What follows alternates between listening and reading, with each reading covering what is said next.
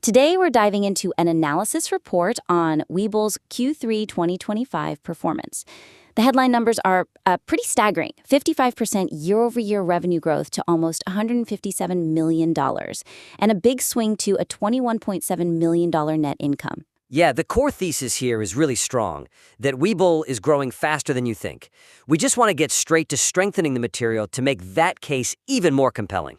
So let's start right at the beginning.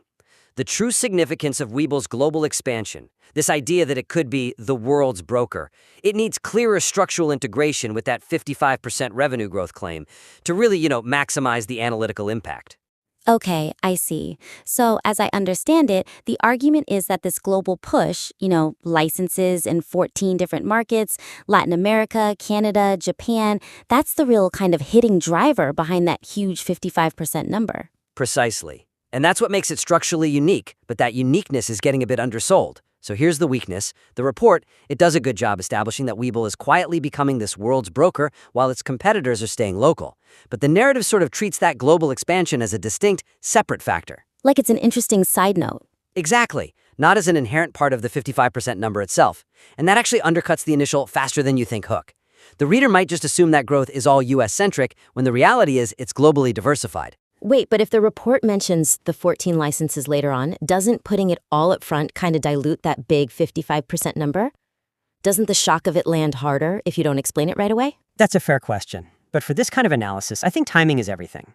If you just lead with 55% growth, an analyst is immediately comparing that to domestic US competitors, right? They're using the same lens. So our suggestion for improvement is to recontextualize that 55% figure up front as a fundamentally global phenomenon.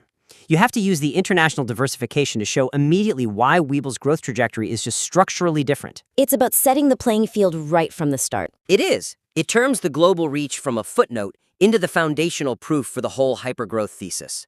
So for some concrete examples, when you cite that headline fact, the $156.9 million in revenue, you could immediately follow up by noting that this growth is a global wave. Okay. You could frame it as 55% fueled not by one market, but by 14 international licenses. And then, crucially, you specifically name key regions like Brazil and Japan right there in that first paragraph. That anchors the whole thing internationally from the jump. I see. That one change reweights the entire report. It makes that 55% figure feel much more impressive because it's so geographically validated. Exactly. Now, moving on to the quality of that growth, which is, excellent evidence, we see another opportunity here.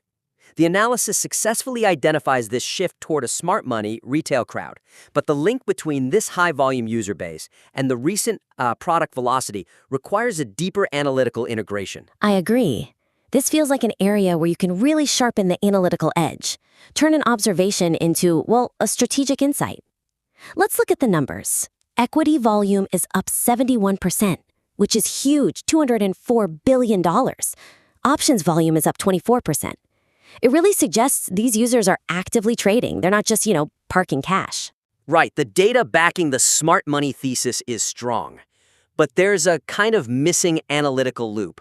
It doesn't quite connect the user to the platform strategy. The weakness is that the connection between the high volume from this pro-retail crowd and the recent launch of these complex, higher-margin products, I'm talking about futures trading, commodities, a global crypto offering, it's there, but it's too sequential. So it just reads like a list of features? It does. It misses the chance to show how these sophisticated products actually validate and lock in that high-value trader, the very trader who's driving that 64% increase in trading-related revenue. So the product velocity isn't just a list of updates. It should be framed as the strategic response to that advanced user base. It shows management's confidence in who their customers are. That's it, exactly. So the suggestion for improvement is to really bolster the argument. Analyze how introducing products like futures and commodities is concrete evidence that Webull is differentiating itself by catering to these active professional traders. When you offer futures, you're not just adding a product. You're going through a whole complex regulatory dance that only makes sense if you have high-volume, serious traders on your platform. It signals a real long-term commitment. And that really solidifies the claim that Webull is moving past some of the simpler US-only brokers. Futures trading has significant hurdles that most trading apps would just avoid. They would. And the report needs to use that high bar as evidence.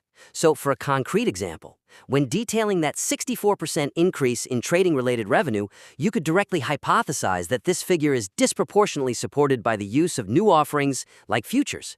These are products that attract serious traders, products competitors often don't have. It solidifies the claim that Webull's becoming this all-in-one broker for advanced users, moving way beyond just a simple clean UI. That linkage turns two separate positive data points into a single, powerful argument about strategic differentiation and revenue quality. That's a great way to elevate things. Okay, so let's move to the third major structural opportunity. And this one is, ironically, about bringing the bad news forward to make the good news shine even brighter. To enhance the analytical maturity and, frankly, the robustness of the report, the inherent risks that come with this kind of hypergrowth phase should be strategically woven into the discussion, not just saved for a separate section at the end. Right. The report does have a necessary bear case. It notes two main risks: Webull's high dependence on overall market sentiment, vulnerability to a retail trading downturn, and the sensitivity of its interest revenue if rates drop in 2026. So it shows intellectual honesty. It does show honesty, but the timing minimizes the strategic sophistication of the company.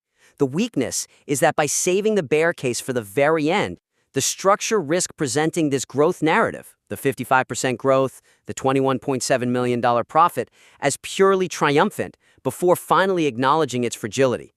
And that reduces the opportunity to position the diversification strategies we just talked about. The global expansion in the futures trading? Exactly. It prevents you from positioning them as proactive risk mitigations.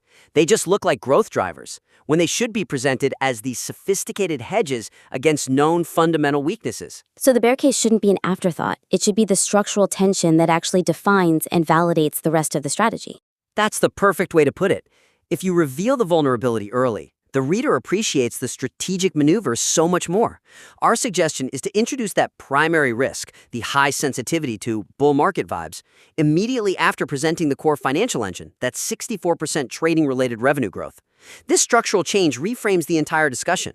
It's the difference between saying, they grew, and, oh, by the way, here's a risk, and saying, they grew exponentially despite this massive known risk because of strategies A and B. I wonder, though, does